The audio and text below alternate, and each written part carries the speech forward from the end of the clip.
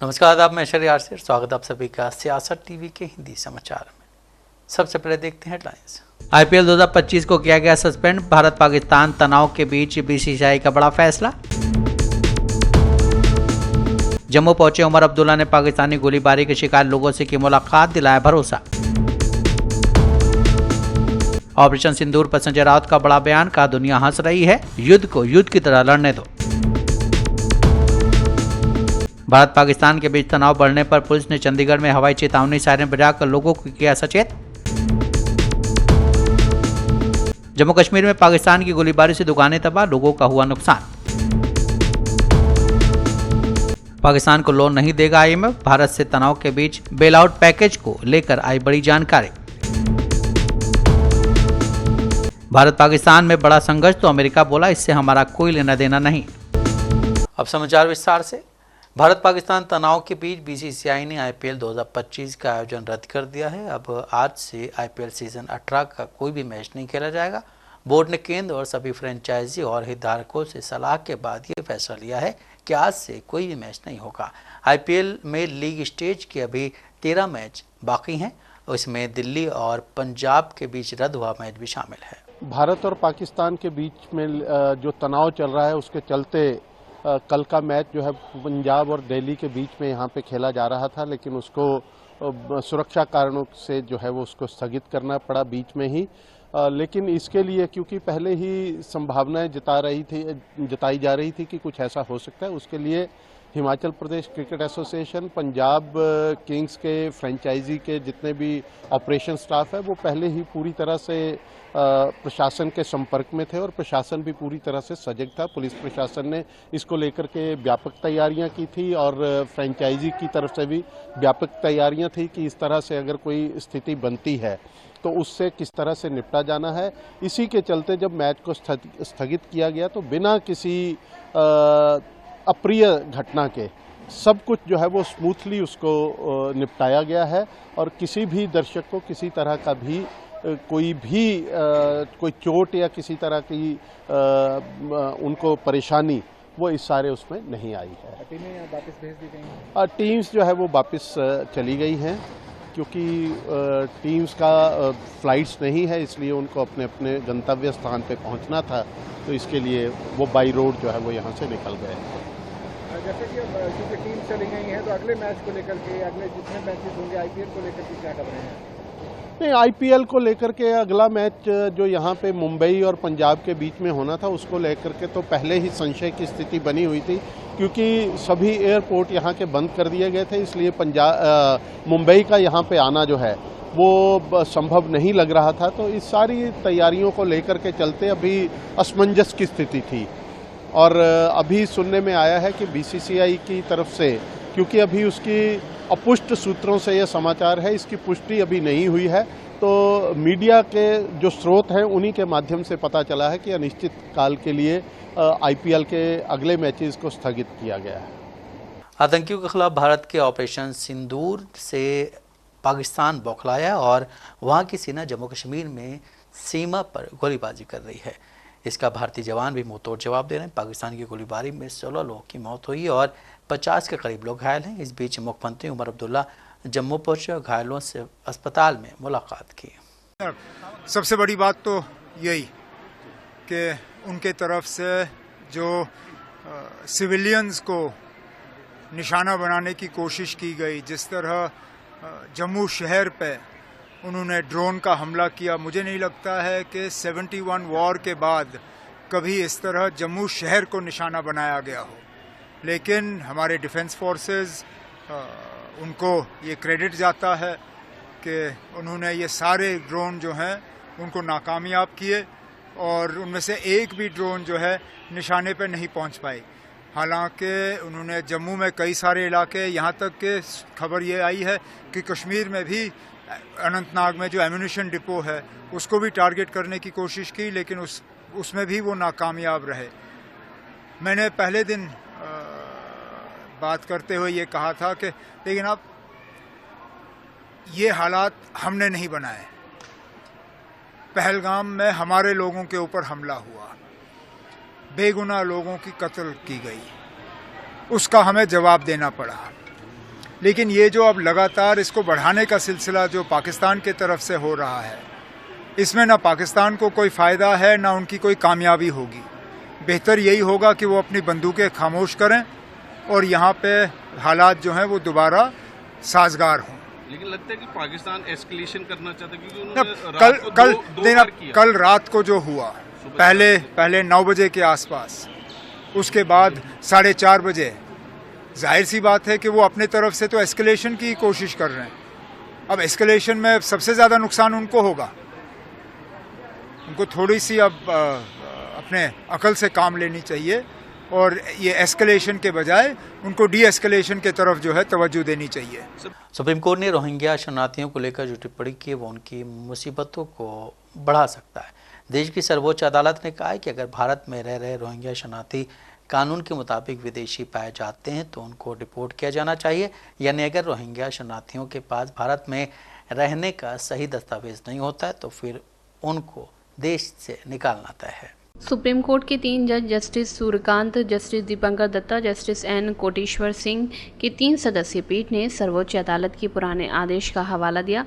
अदालत ने साफ किया है कि शरणार्थियों के लिए संयुक्त राष्ट्र उच्चायुक्त की तरफ से दिए गए पहचान पत्र इन लोगों की कोई मदद नहीं कर पाएंगे, यानी इसकी मदद से भारत में रहना वैध नहीं माना जाएगा। जस्टिस दीपंकर दत्ता ने साफ कह दिया है कि अगर भारत के फॉरेनर्स एक्ट के तहत वे विदेशी पाए जाते हैं तो फिर उनको डिपोर्ट करना ही पड़ेगा। अदालत उन याचिकाओं पर सुनवाई कर रही थी जिसमें रोहिंग्या शरणार्थियों के गुजारे पर चिंता जताई गई थी। कहा गया था कि वो काफी बुरी परिस्थितियों में जीवन जी रहे हैं, साथ ही उनको डिपोर्ट करने का मुद्दा भी उठाया गया था। वकील कोलिन और वकील प्रशांत भूषण रोहिंग्या शरणार्थियों की तरफ से अदालत में पेश हो रहे थे। उन्होंने कहा कि कुछ शरणार्थी जिनके पास संयुक्त राष्ट्र से हासिल पहचान पत्र था उससे पुलिस ने ले लिया है और उनको डिपोर्ट कर दिया गया है। भारत पाकिस्तान के बीच मौजूदा स्थिति काफी तनावपूर्ण है। दोनों देश जंग की तरफ आगे बढ़ रहे हैं। इस बीच शिवसेना यूपीटी गुट के नेता संजय राउत ने कहा है कि पूरा विश्व हम पर हंस रहा है, हमें सेना की प्रतिष्ठा रखनी चाहिए।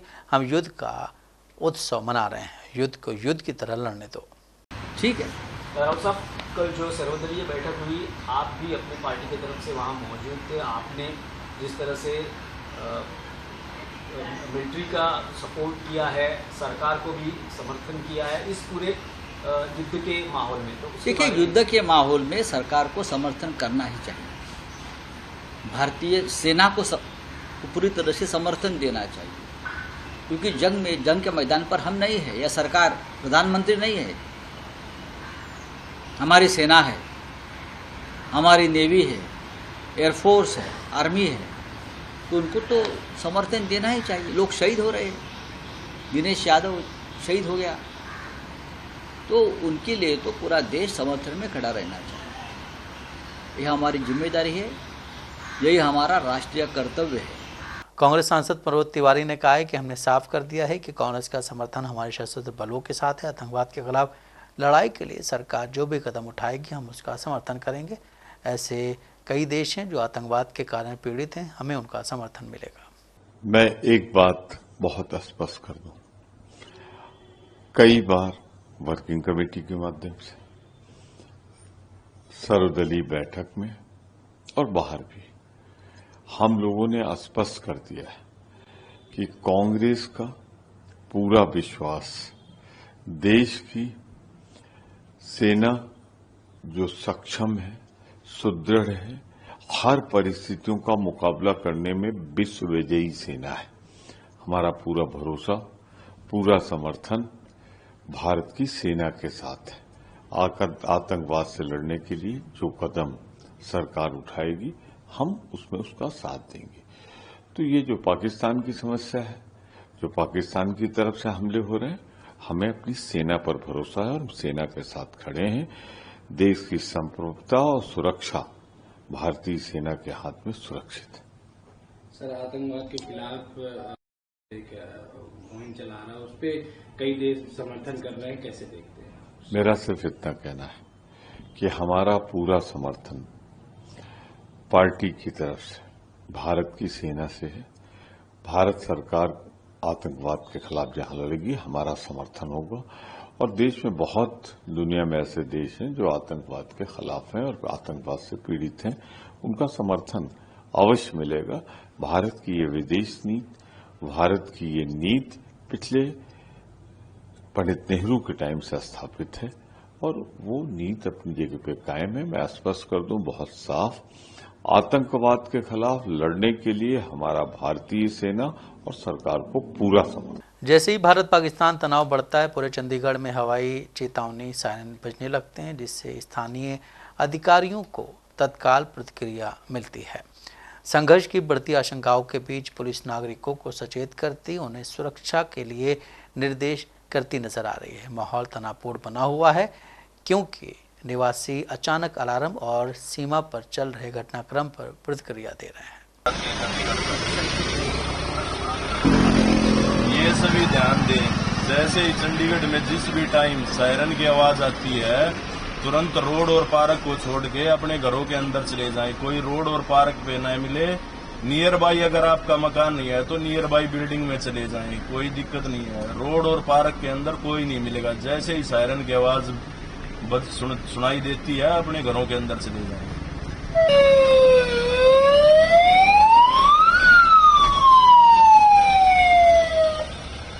भारत और पाकिस्तान के बीच तनाव बढ़ने के साथ जम्मू कश्मीर में नियंत्रण रेखा के पार सीमावर्ती गांवों के स्थानीय लोगों को स्थिति का खामियाजा भुगतना पड़ रहा है।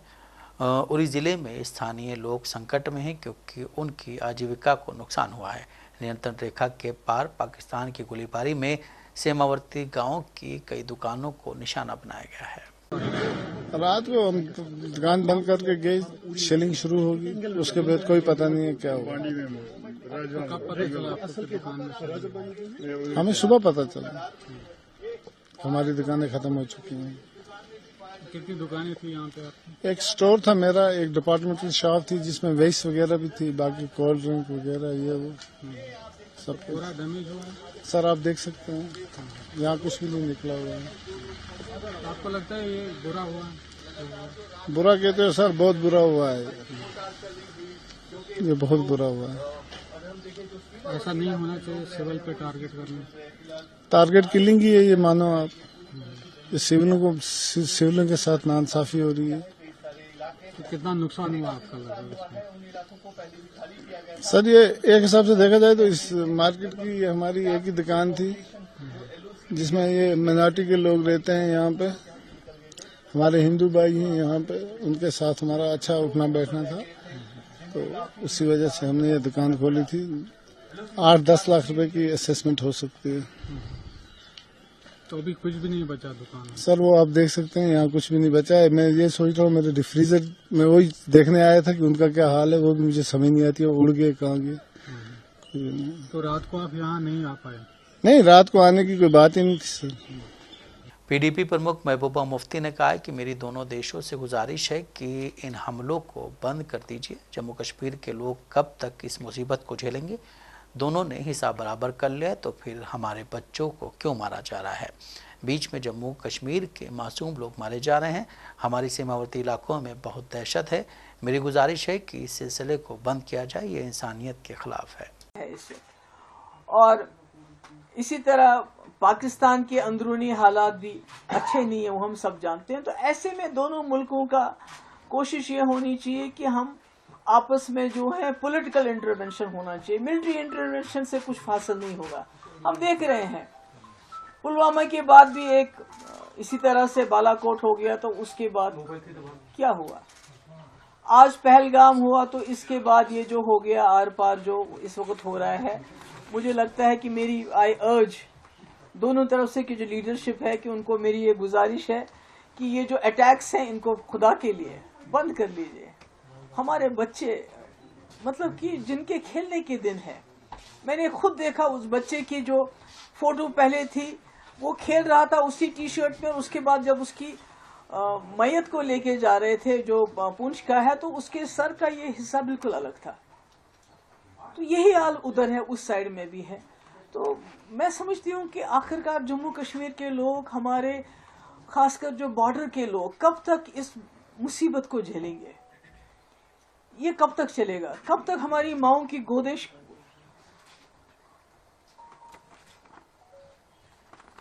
कब तक ये खाली हो जाएंगी? इस तरह की ये जो जंगी जुनून है दोनों तरफ से, अब तो ये भी हो गया कि दोनों तरफों ने कहा, हमारी तरफ से ये कहा जा रहा है कि हमने वहां मिलिटेंट्स के कैंप उड़ा देने थे और वो हमने उड़ा दिए, उनका पर्पस सर्व हो गया। जो बहुत ही वो कहते हैं मेजर्ड हमने एक स्ट्राइक की। तो इसी तरह से पाकिस्तान का क्लेम है कि हमने जी 5 जेट उड़ा दिए, हमने जी ब्रिगेड हेडक्वार्टर उधर पुंछ का तबाह कर दिया, हमने चौकियां तबाह करी, यानी कि दोनों ने हिसाब बराबर कर दिया। तो फिर हमारे बच्चों को क्यों मारा जा रहा है, हमारे लोगों को क्यों इस तरह से उनका खून क्यों बहाया जा रहा है। तो मेरी गुजारिश है, आई अपील, मैं वहां की लीडरशिप को भी अपील करना चाहती हूँ। यहाँ प्राइम मिनिस्टर मोदी जी आपने खुद कहा था कि आजकल के अब जो वक्त है, जो एरा ऑफ वार खत्म हो चुका है। जब आपने यूक्रेन के मसले में बात की, आपने कहा era of war is over, अब डायलॉग जो पॉलिटिकल इंटरवेंशन की जरूरत है। अब मसले मसाइल को पॉलिटिकली रिजॉल्व करने की बात है। अगर दोनों प्राइम मिनिस्टर हैं, एक वहां है एक यहाँ है, अगर फोन उठा के एक दूसरे से बात कर लें, इस वक्त की बहुत हो गया। ऑपरेशन सिंदूर पर कर्नल सोफिया कुरैशी की ब्रीफिंग के मद्देनजर उनके ससुर ने कहा है कि मेरी बहू ने मुझे गौरवान्वित किया है। वो लगभग 6 महीने पहले यहाँ आई थी, गांव में लोग मुझसे मिल रहे हैं और मुझे बधाई दे रहे हैं। उन्होंने कहा है कि मैं अभी बहुत खुश हूँ। जब मैंने अपने बेटे से बात की तो उसने मुझे बताया कि उसके बारे में चिंता करने की ज़रूरत नहीं है। हमारी बेटी है, हमारे बहू है, उन्हें सेना में उन्हें काम कर रही है, ये काम ऐसे करते चलो बोल के हमें ट्यूशन देते रहते हैं उनको। आज हमारा नाम रोशन करिए और सब लोग मेरे को बहुत इज्जत कर रहे हैं। यही इज्जत से मेरी जीना करने का तमन्ना है। कब आया था सर वो आपका बेटा? अभी उन्हें आँख जाको 6 महीने के ऊपर हो गया। बेटा जी एक बार आया था, बेटा आँख हो गया। अभी बकरीद खुतबे को दोनों मिल पाते करके को बोला है। तो कैसा गाँव में कैसा फ्रॉड फील है? गांव में बहुत हमारी इज्जत हो रही है। अभी सब लोग आए थे, सब जात वाले आको सलाम दुआ करे, मेरे को फूल पान करे और गौस भाई तुम्हारा नाम लाए कर को सब जने बोलना है। अल्हम्दुलिल्लाह अल्लाह का करम है, बहुत देर से आया औलाद मेरे, लेकिन मेरा नाम कमा को लेकर। आपको कब पता चला वो सभी? ये हुए तो 1.5 दिन के बाद भी। बोले तो कल रात को भी नहीं, दोपहर को नहीं, शाम को मालूम हुआ मुझे। मैं नहीं था यहाँ, बाहर था। तो यहाँ घर आने के बाद दोस्तां भी बोलने गए। उसके बाद मुझे खुशी का पारा नहीं लगा, रात भर सोया नहीं। सुबह देखे तो तुम्हारे जैसे पेपर इसके वाले आको सब पूछने गए, सब में खुश है। मैडम के साथ बातचीत हुआ? अभी नहीं हुआ, अभी उन्होंने हमारे से मुलाकात नहीं हुई है, फोन नहीं हो रहे। उन्होंने कहा मीटिंग में गए थे। बेटे से बात हुई, बेटा हिम्मत बोला क्या डरना को बाबा, हमें क्या होता है ये हम नहीं। उन्हें अभी दिल्ली में छेकर को बोला बेटा। अभी वो जो मुद्दा चल रहा है ना जाति धर्म, इसके बारे में क्या बोलते हैं? ये सब जाति धर्म का ये सब बेकायदे काम है, ये नालायकपन है। वो इन्हें पाकिस्तान वाला क्या करता है, इसे बेमौत मरते हैं उन्हें। क्यों? वो तो अल्लाह की मौत नहीं आती उसे, कि तो उसके पास ईमान नहीं है, पीछे से वार करने वाला उन्हें। हमें हिंदुस्तानी मुसलमान क्या अंगे से वार करते हैं। तो बर को अल्लाह में हमने हयाती भी दे, हमें नाम भी कमाना है, आशान भी कमाना है। अभी बोल रहे हैं हम नहीं छोड़ेंगे, बोल रहे पाकिस्तान। उन्हें क्या भी बोले थे भी उसे कुछ करने को आता नहीं। अभी ये औरत बेटी हमारे इतने पावर में गए, तो अभी मर्द बेटे कहते पावर में रहेंगे। हाँ, वो क्या नहीं, हमारे वैसा कुछ नहीं है। और तुम ना बोलना तो पहले के इसमें मेरा अभी 74 एज रहे, तो भी अभी भी मैं नदी में तीरने का वैसा जान पाया तो कौन जुगे बागा, तो देखने वाला नहीं ठहर को वैसे कोशिश कर को बच्चे को बाहर लाने वाला, वो नियत वाले हमें। तो उनका अल्लाह रोजी रखे, आराम रखे, खाते पीते मजे में है हमें। अभी क्या लास्ट क्या बोलते हैं? क्या नहीं, हमें सब एकता से रहने का, सब जाति भेद करने का नहीं। ये सब हमें हिंदुस्तानी है, एक ही जात हमारी हिंदुस्तानी। एक रखले को चले तो अल्लाह में कहाँ भी हमारे रोजी देते है, कौन भी आको मुझे खाने को देते है, कौन भी रहता है। वो जात भेद करते गए तो उन्हें भूखा मरने वाला, उन्हें बेमौत मरने वाला। इधर हिंदू धार्मिक प्रोग्राम होता है, अभी आपको बाकी होते कैसे? भारत पाकिस्तान के बीच जारी तनाव पर कांग्रेस नेता संदीप दीक्षित ने आज पाकिस्तानी सेना की कार्रवाई को कायरतापूर्ण बताते हुए उस पर निशाना साधा है। उन्होंने कहा है कि पाकिस्तान में सम्मान के साथ लड़ने की हिम्मत नहीं है, अगर वो युद्ध चाहता है तो उसे युद्ध मिलेगा। उन्होंने कहा है कि पाकिस्तान पुंछ में भारत के शहरों और नागरिकों पर हमला कर रहा है, ऐसा करके वो अपने विनाश और अपने नकली आत्मसम्मान की लड़ाई के बीच फंसा हुआ है। सिद्धार्थ जी, जितनी भी एक्टिविटी पाकिस्तान या उसकी फौज करती है वो कायराना ही होती है। उसमें एक हिम्मत नहीं है कि एक डिग्निटी से उससे कोई लड़ाई लड़े। क्या है पहलगाम में इनोसेंट सिविलियंस को मारना कायराना हरकत नहीं है। वहां से खुद तो आने की हिम्मत न करना, लोगों को बरगलाकर टेररिस्ट की तरह हिंदुस्तान भेज के यहां सिविलियंस को और मिलिट्री पर हमला करना क्या है, कायराना हरकत ही तो है। एक मुझे कदम बता दो पिछले 30-40-50 साल में पाकिस्तान का जो उसने बहादुरी से या सम्मान से लिया हो। सारी हरकतें उसकी ऐसी है, मतलब माफ करिए, एकदम छिछोरापन की तरह लगता है। और ये जो है ये समझ नहीं पा रहे हैं पाकिस्तानी फौज कि उसने जिस तरीके का भेड़ का छत्ता छुआ है। भाई हमने पहले कई बार रिस्ट्रेंट से किया, कहा कि यार मत करो, बहुत हो गया, और एक आध बार उन्होंने थोड़ी सी अकलमंदी दिखाई, थोड़ा आगे बढ़े फिर पीछे हो गए, जैसे बालाकोट में किया था। कर देते, हमने 9 जगह हमला किया था, छोटा मोटा आपको जो अपनी पब्लिक को इन्फॉर्म करना था कर करा के। लेकिन दिक्कत क्या है ना, वहां की फौज अब मुझे नहीं लगता है कि उसको कोई समझ बची है। अब वो उनके फौज के जनरल हैं, कौन है, मैं उसमें नहीं जाना चाहता, कोई अटकलें नहीं लगाना चाहता, क्योंकि मुझे नहीं लगता है कि उनके हुक्मरान हैं उसमें किसी में कोई बहुत बड़ा अंतर है। लेकिन पाकिस्तान बुरी तरह फंस गया है। एक तरफ उसकी अपनी बर्बादी है और एक तरफ उसके ये झूठे आत्मसम्मान की जो लड़ाई के पीछे वो पड़ा हुआ है, उसे चुनना पड़ेगा। सम्मान से अगर वो जीना चाहता है, वो चाहता है कि पाकिस्तान एक बना रहे, तो इस समय चुप होकर बात कर ले, लड़ाई खत्म करे, क्योंकि जो वो लड़ाई कर रहा है वो उसकी तरफ से हो रही है, ये बात साफ रखिएगा। पहले वो हमला करते हैं, फिर हम उसी का जवाब देते हैं। भाई हमने 9 जगहों पर हमला किया, ठीक है, और उनकी केवल टेररिस्ट ठिकाने, कहीं जगह वो बता देते हैं ना कि वो टेररिस्ट ठिकाने नहीं है। चलो मैक्सिमम उनका ये कहना था कि किसी जमाने में ये हेडक्वार्टर था, इससे ज्यादा वो कोई आर्ग्यूमेंट नहीं दे पाए। तो था तो आज भी वहां कुछ न कुछ है जो टेररिस्ट से लिंक्ड है। मैं तो मान रहा हूं कि चलो एक बार को उनकी बात हम समझ भी लें। और बाकी जिन्होंने 7-8 लॉन्च पैड्स हैं जो क्लियरली एरिया जिनको हमने मारा, हमने टेररिस्ट अड्डों को मारा। आपने हमारे शहरों पे हमला करने की कोशिश की। भारत और पाकिस्तान के बीच बढ़ते तनाव के बीच समाजवादी पार्टी के अध्यक्ष अखिलेश यादव ने लोगों से संयम और जिम्मेदार नागरिक के तौर पर व्यवहार करने की अपील की है।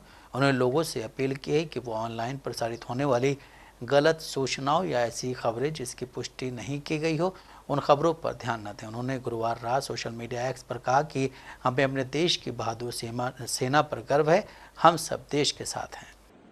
हमारे देश की जो सेना है और सेना के सभी जवानों का, जिनका एक गौरवशाली और बहादुरी से भरा इतिहास रहा है, दुनिया के लोग हमारी सेना को लोहा मानते हैं। तो मैं सेना के जवानों को बधाई देता हूं।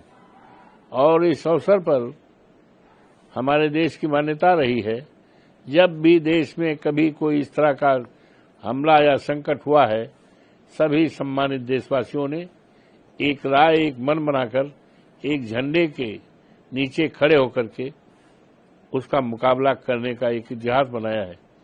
इस बार भी हमारे सभी सम्मानित देवतुल्य देशवासियों ने एकता का परिचय देते हुए, सभी राजनीतिक पार्टियों ने, देशवासियों ने इस घड़ी में आतंकवाद जहां से शुरू हुआ है, उस आतंकवाद और आतंकवादियों के जो ठिकाने हैं, उस ठिकानों को जड़ से समाप्त करने का जो बहादुरी से भरा हमारा सेना के जवानों का हौसला बढ़ता जा रहा है। मुझे उम्मीद है कि 48 घंटे के अंदर पूरी तरह से हमारी बहादुर सेना उन ठिकानों को तहस नहस करके हमेशा के लिए खात्मा कर देगी। कहीं भी फिर इस देश में आतंकवादियों का नामो निशान नहीं रहेगा। हमें याद है 65 में हम स्टूडेंट थे एमए के डीएवी कॉलेज कानपुर में, उस समय पाकिस्तान का अटैक हुआ था। हम लोगों ने हॉस्टल में रहते थे, एक टाइम का भोजन 90 पैसे का कूपन रहता था, दे दिया था सेना के जवानों के लिए। हमारे साथ जो बहनें थी क्लास में, उन्होंने अपने जेवरात सेना के लिए दिया है। तो हमारा देश का एक गौरवशाली इतिहास है और इस घड़ी में सभी सम्मानित देशवासियों को विनम्रतापूर्वक बधाई देते हुए आग्रह करता, निवेदन करता हूं कि इस घड़ी में एक राय, एक मन मना कर दी। और हमारी पार्टी, हमारे नेता माननीय अखिलेश जी ने सरकार को पूरी तरह से खुला समर्थन दिया। पाकिस्तान तनाव पर जनसुराज के संस्थापक प्रशांत किशोर ने कहा है कि ये सब पहलगाम से शुरू हुआ। भारत ने उसके बाद 9 आतंकियों के ठिकानों को निशाना बनाया। पाकिस्तान को ये समझने की ज़रूरत है कि युद्ध जैसी स्थिति नहीं होनी चाहिए, क्योंकि दोनों देशों के नागरिकों को नुकसान होगा। आपका क्या वक्तव्य? देखिए, जो घटना हुई है उसकी पहले जिसकी शुरुआत पहलगांव से हुई, उसकी निंदा हुई, उसकी भर्त्सना हुई, वो गलत था। उसके बाद इस देश में पिछले 2-3 दशकों से ये मांग आम रही है कि जिन जगहों से इस तरह की घटना के अंजाम देने वाले लोग प्लानिंग करते हैं, जहां से इसकी पूरी एक तरह से अंजाम देने के लिए जिस व्यवस्था की जाती है, वहां पर जाकर हमें अटैक करना चाहिए, वहां पर जाकर उनको खत्म करना चाहिए। उस दिशा में पहलगांव के आतंकवादी घटना के बाद भारत ने, जो हम लोग को सूचना मीडिया के जरिए है कि 9 जगहों पर शायद टारगेटेड प्रहार किया गया है। निश्चित तौर पर जब आप इस तरह का कोई एक्शन लेंगे तो ये संभावना रहती है कि सामने वाला भी रिटेलिएट कर सकता है, उस हम लोग को देखने को मिल रहा है। लेकिन युद्ध की स्थिति न हो, पाकिस्तान को भी ये समझदारी हो कि भाई आप गलत किया आपने, इसलिए भारत ने आप पर कार्रवाई की, उसको वहीं पर खत्म करना चाहिए।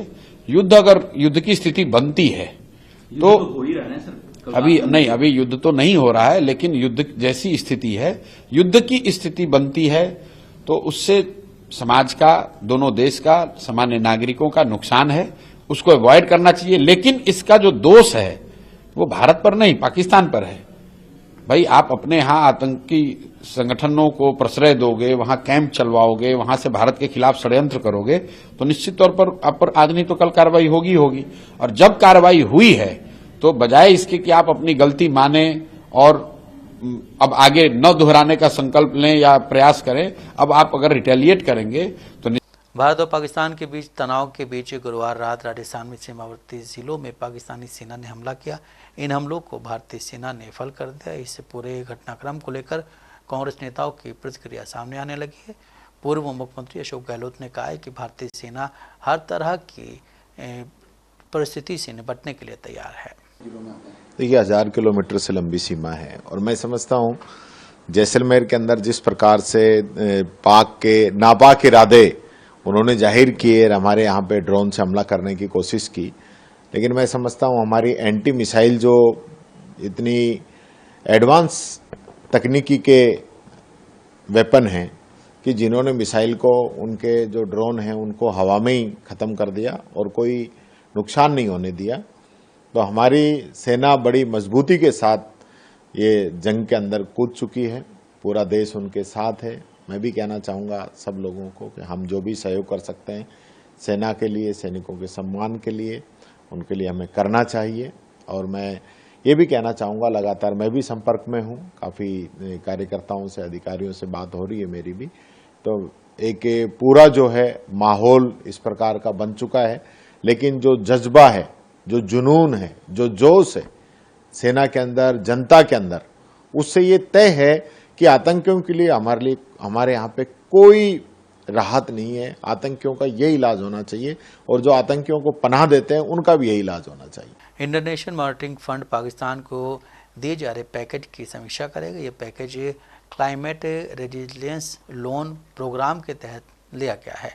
विदेश सचिव विक्रम मिस्री ने पाकिस्तान को दिए जाने वाले लोन की समीक्षा को लेकर पूछे गए एक सवाल में इसकी जानकारी दी है।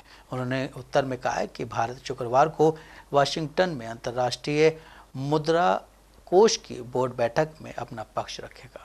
विदेश सचिव ने कहा कि आईएमएफ में भारत के कार्यकारी निदेशक वैश्विक वित्तीय निकाय के बोर्ड की बैठक के दौरान देश का पक्ष रखेंगे। उन्होंने मीडिया ब्रीफिंग में कहा कि मुझे यकीन है कि हमारे कार्यकारी निदेशक भारत का पक्ष रखेंगे। उन्होंने कहा कि बोर्ड के फैसला एक अलग मामला है, लेकिन मुझे लगता है कि पाकिस्तान के संबंध में मामला उन लोगों के लिए स्पष्ट होना चाहिए जो इस देश को बचाने के लिए उदारतापूर्वक अपनी जेब ढीली करते हैं।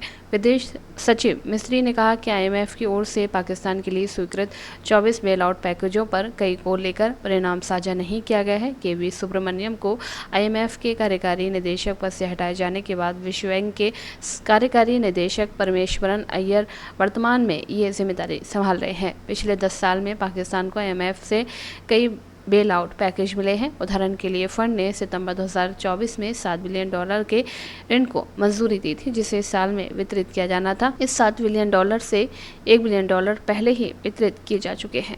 भारत और पाकिस्तान के बीच बढ़ते संघर्ष के बीच अमेरिका के उपराष्ट्रपति JD वेंस का बड़ा बयान सामने आया है। उन्होंने स्पष्ट किया है कि अमेरिका इस संघर्ष के बीच में शामिल नहीं होने जा रहा है और इसका उससे कोई लेना देना नहीं है।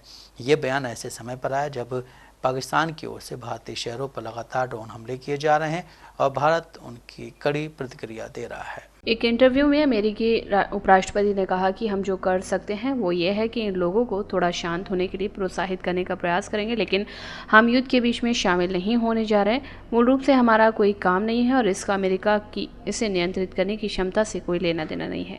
उन्होंने आगे कहा कि आप जानते हैं कि अमेरिका भारतीयों से हथियार डालने के लिए नहीं कह सकता, हम पाकिस्तानियों से हथियार डालने के लिए नहीं कह सकते, इसलिए हम कूटनीतिक चैनलों के माध्यम से इस मामले को आगे बढ़ाते रहेंगे। हमारी आशा और अपेक्षा है कि ये व्यापक क्षेत्रीय युद्ध या भगवान न करे परमाणु संघर्ष में न बदल जाए। हम इन चीज़ों को लेकर चिंतित हैं। भारत और पाकिस्तान के शांत दिमागों का काम ये सुनिश्चित करना है कि ये परमाणु युद्ध न बन जाए और अगर ऐसा होता है तो ये विनाशकारी होगा, लेकिन अभी हमें नहीं लगता कि ऐसा होने वाला है। अमेरिकी विदेश विभाग की प्रवक्ता टैमी ब्रूस ने कहा कि आज सुबह विदेश मंत्री मार्को रूबियो ने पाकिस्तान के प्रधानमंत्री शहबाज शरीफ और विदेश मंत्री S जयशंकर से बात की। दोनों कॉल में विदेश मंत्री ने तत्काल संघर्ष कम करने की आवश्यकता पर जोर दिया और हिंसा को समाप्त करने का आह्वान किया। हिंदी समाचार यहीं समाप्त होता है। मुझे दें इजाजत। बाकी खबरों के लिए बने रहें सियासत टीवी के साथ।